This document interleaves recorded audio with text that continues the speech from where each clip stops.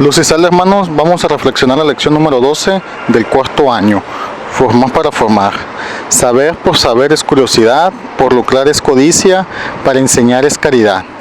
Con esta lección terminamos la encíclica del Papa Juan Pablo II, Christe Fidelis Laicis. Y creo que termina muy bien esta encíclica, porque termina con un tema muy interesante, formar para formar. Parte de la cúspide de la fe cristiana.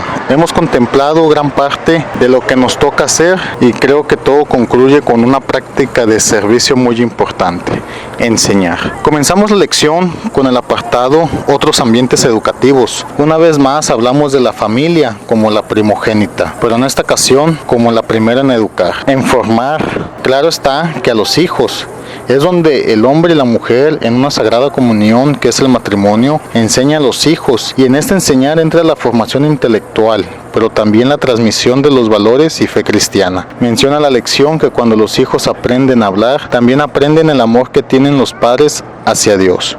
Incluso se coloca la familia cristiana para los hijos, la cual debe de ser un pedacito de la Iglesia universal, como lo marca la lección. Es la primera experiencia que los hijos tienen acerca de la Iglesia. Es decir, los hijos deben de ver la comunión que existe en la Iglesia, en los padres, una comunión que se sustenta en Cristo. Ahora, si los padres se dicen cristianos, lo primero que deben de ver los hijos es esa unidad de vida, de la que se habló la lección pasada. Amar a Dios a través del esposo o esposa. Para esto, el Papa nos dice que la familia se vuelve una iglesia, porque donde esté uno de los miembros de la iglesia, allí está la iglesia, a la cual la denomina iglesia doméstica. Y en este sentido, la iglesia doméstica forma parte de la iglesia universal, por lo que la iglesia doméstica también está llamada a contribuir con la misión de la iglesia universal. Algo que a la fecha ya nos debe de quedar claro. Pero ahora las exigencias, el deber y el compromiso es un poco mayor, debido a que las lecciones anteriores, o al menos en su mayoría, siempre se habló de manera personal. Ahora no es así.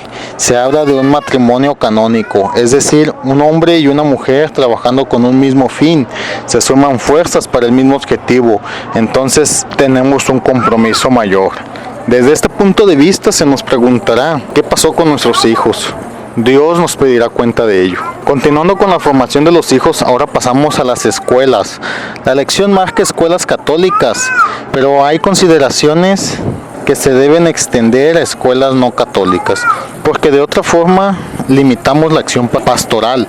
Obviamente esto tiene sus consideraciones, es decir, el laico que participa en una escuela católica tiene una mayor libertad de profesar su fe, mientras que en las escuelas no católicas esto no es posible.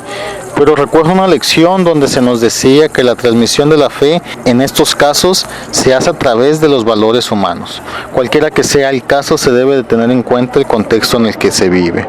Desde este punto de vista, los fieles laicos, de una forma u otra, deben de estar comprometidos a la enseñanza, como lo dije, a la transmisión de los valores humanos. Que nuestros alumnos sepan, aunque no se enteren profundamente el por qué, que nuestro actuar es por nuestra fe. Es que ellos digan, tengo un profesor ejemplar y lo único que sé es que lo hace porque es católico. Además de esto, el sínodo hace un llamado especial a los profesores de ciencia, a los investigadores de las universidades, y nos pide que tengamos una segunda labor, unir el evangelio y la ciencia. Una labor interesante. Por cierto, si les interesa, busco la forma que se les dé la exposición de Génesis y ciencia. Ahí me los dejan en los comentarios. Para finalizar el apartado, la lección hace un llamado especial a las escuelas y asociaciones católicas.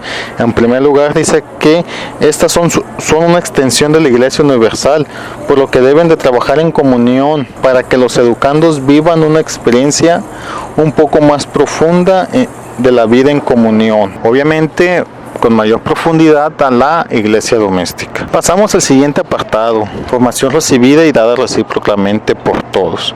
Creo yo el centro de esta lección. Se nos dice aquí que dentro de todas las formaciones que existen, la más importante es la formación para formar formadores, que es a la que debemos de poner más atención, porque es con la que se van a formar a los educadores de cualquiera que sea su tipo, formación humana o espiritual. Para poner un ejemplo, la formación que reciben los catequistas para dar la catequesis debe de ser una formación muy profunda, especial. Quien prepara esa formación la debe de hacer a conciencia, que va a formar formadores. La lección marca que hay varias consideraciones. La primera, como ya lo dije, que esta formación se lleve de la mejor manera posible. Otra consideración acerca de esta formación es que se debe de tomar en cuenta la cultura, ya que de otra manera no se garantiza una formación adecuada. En este punto, la lección considera que o habla de la formación para formadores espirituales. Y como ya lo hemos visto, hay que culturizar el evangelio, hay que culturizar esta formación. Todo lo anterior se hace desde el punto de vista que la educación es un derecho para todos y nunca un privilegio. Es más, dice la lección, que en todos los lugares donde faltan maestros, educadores, se deben de formar a la comunidad para que participe.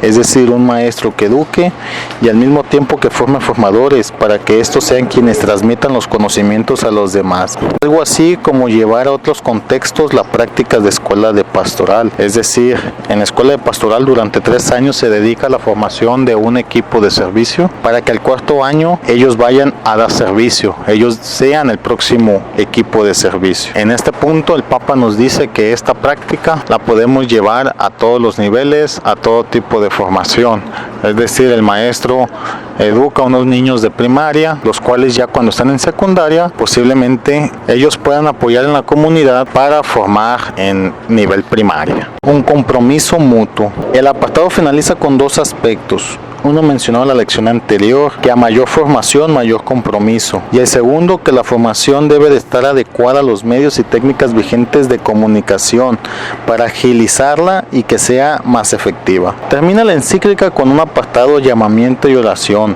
que vale la pena leerlo detalladamente, ya que el Papa en este pequeño apartado nos vuelve a recordar nuestra misión como laicos. Más aún nos dice la dignidad tan importante que tenemos, que estamos en el mundo y desde esa posición debemos trabajar para la iglesia. Nos recuerda que debemos trabajar para el Señor en su viña. En pocas palabras, es un apartado para alentarnos a continuar a seguir trabajando. De manera personal les digo que estas últimas lecciones sí han logrado esta motivación, porque muchas veces hacemos las cosas con la mejor intención, pero no falta quien venga a desmeritar nuestro trabajo y lo peor aún, busca la justificación para desmeritarlo. Llega al grado esta desmeritación que si no tenemos fe, una fe en el Señor bien puesta, puede llegar a detener los trabajos que estamos realizando. Pero qué bien se siente que venga un Papa. Y cuando digo venga el Papa me refiero a que a través de esta encíclica viene y nos comunica y nos dice que de alguna manera lo que estamos haciendo, lo estamos haciendo bien. Más motivo para continuar. Les vuelvo a recordar, vale la pena leer este último apartado de la encíclica, leer la oración que viene al final, porque la verdad, como les digo, son palabras muy alentadoras para nosotros. Y más que terminando este año nos mandan o nos certificamos como evangelizadores para ir a trabajar en la viña del Señor. Para terminar la lección pasaremos a una lectura bíblica, teológica y pastoral de la misma encíclica. Esto es por el cardenal Eduardo Pironio. Basta mencionar que es el presidente del Pontificio Consejo para Laicos. En estas 2 últimas páginas nos dice el cardenal una cosa muy importante. Lo primero que leímos, todo lo que leímos, no se podrá llevar a cabo si no es con la participación de toda la iglesia. El documento habla acerca de los laicos y su papel importante dentro de la misión de la iglesia, pero para llevarlo a cabo es necesaria la participación de todos los miembros de la iglesia, jerarquía y laicos. Por eso es que el documento va dirigido a obispos, sacerdotes, diáconos, religiosos y religiosas y a todos los fieles laicos. Es necesaria la comunicación entre los miembros de la iglesia para poder llevar a cabo lo que el Papa nos dice. De otra forma, no será posible que esto suceda. El segundo aspecto que menciona el cardenal es la interpretación que se hace acerca de lo que el Papa nos ha dicho. Lo primero es entender la interpretación bíblica cuando el Papa usa o se refiere a la viña del Señor. Aquí lo que debemos considerar es que la viña del Señor es el mundo en donde nos encontramos y es aquí donde vamos a trabajar, la jerarquía y los laicos. Una vez más, para que esto funcione, la iglesia debe de operar desde su comunión, lo cual nos dice el cardenal que esta comunión eclesial es la consideración teologal del documento. Nos llama a una unidad en Cristo, que el cuerpo místico de Cristo funcione correctamente. Nos menciona el Papa o nos da a entender que no quiere un cuerpo enfermo, que le falta una mano, un pie, el hígado, un pulmón.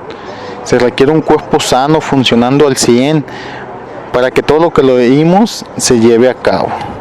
Y por último, la consideración pastoral se refiere ya a las acciones concretas de aplicar lo que leímos, lo que nos toca hacer. Hay que ejecutarlo, como dice aquí, hacia una nueva evangelización. Con esto terminamos la encíclica y la lección, hermanos. Nos estamos escuchando, luz y sal. Hasta luego.